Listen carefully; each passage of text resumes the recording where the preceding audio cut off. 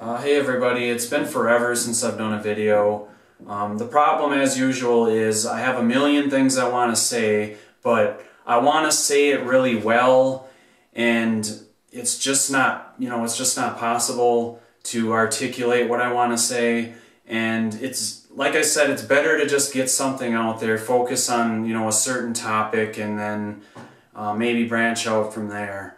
But anyway, I've been looking into the Mandela effect now for the past month or so, or month or two, and I've been discussing it with a lot of other people, other groups that look into it. I'm going to give you three quick examples here that no doubt changed for me, but just because these changed for me doesn't mean they changed for you. That's how the Mandela effect kind of works. It's some kind of weird deal where someone can have a memory. A lot of people can have identical memories, but they'll differ on certain things. Like some people might remember, Berenstain being Berenstain.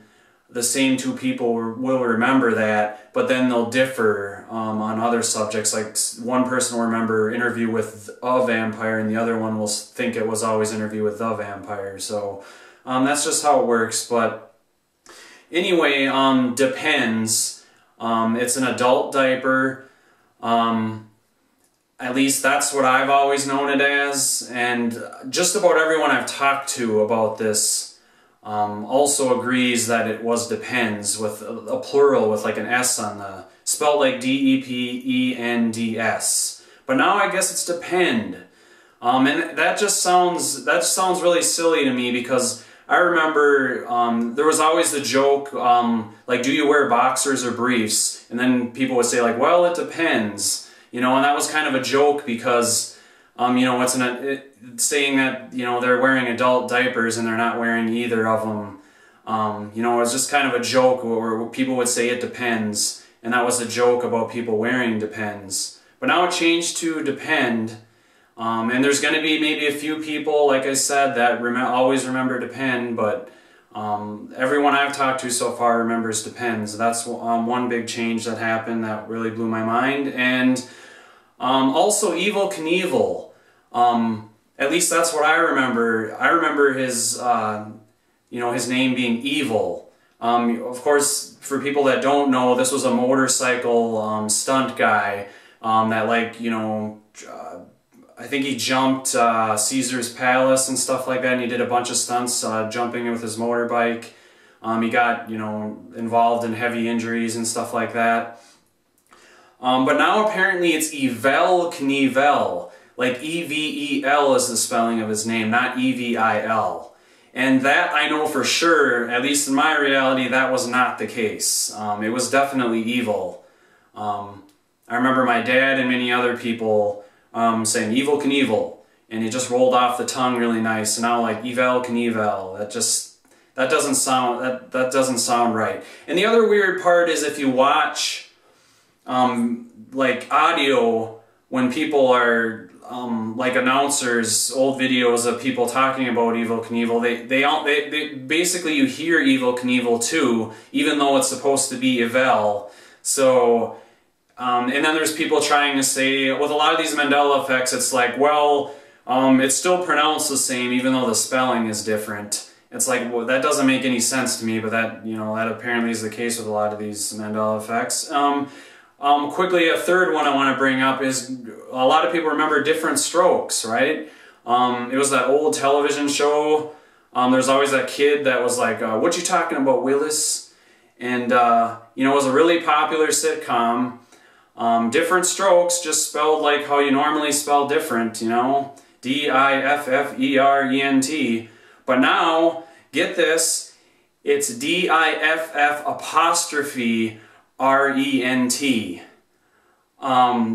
If your memory is Different Strokes and just being spelled different without apostrophe in the middle, that looks really weird.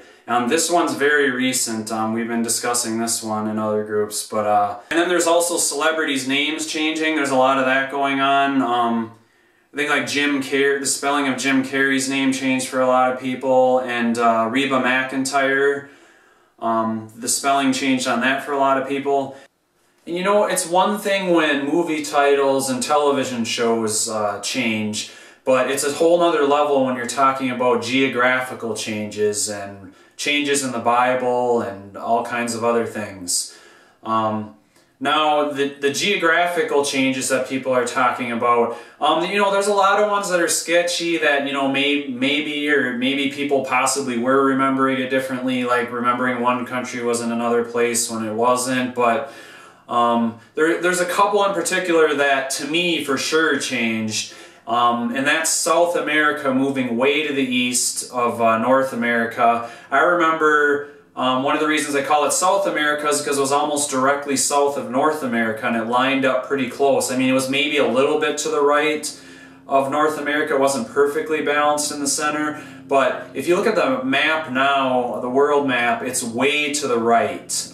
It doesn't look right at all to me. And then there's also Australia. If you look at that on the map, that doesn't look right to me either, because I remember it was the land down under. It was the continent of Australia was kind of by itself. The islands were, you know, fairly distant from anything. But you look at the New World map now, and Australia is basically touching New Guinea and is way closer to these other islands than I remember. I remember it being further south, like a lot of people are saying. There's also some Mandela effects that have occurred in the Bible. Right here I have the King James Version of the Bible. The Lord's Prayer under Matthew 6. And I should say I've never been a religious person. I was never even into the Bible that much, but I do remember hearing the Lord's Prayer recited over and over again in my childhood growing up, and this definitely changed. At least one line in this I'm going to show you. Anyway, I'm just going to there's two lines in particular that people are saying are Mandela effects, and I'm going to read that part of the Lord's Prayer. So here we go. Thy kingdom come, thy will be done, in earth as it is in heaven. Give us this day our daily bread, and forgive us our debts as we forgive our debtors. That last one I read is definitely a change for me, because I remember, and forgive us our trespasses as we forgive those that trespass against us. That's what I remember. But now they're saying, forgive us our debts as we forgive our debtors. To me, that is definitely wrong. And that change has happened in all versions of the Bibles too, not just the King James Version. So I know that one changed. It used to be trespasses instead of debtors. Now on the verse that says, thy kingdom come, thy will be done in earth as it is in heaven, most people remember on earth as it is in heaven. Now there's some discrepancies with this, because it seems to be mostly the King James Version that changed, or people are saying changed to be in earth as it is in heaven. But if you look, a lot of different versions still say on earth as it is in heaven. So a lot of skeptics are questioning that one, saying, well, maybe there was always these two versions, but people that are really into the King James Version and know about the Mandela effect insist that no, it was always on earth as it is in heaven. There was never any in earth in any version of the Bible.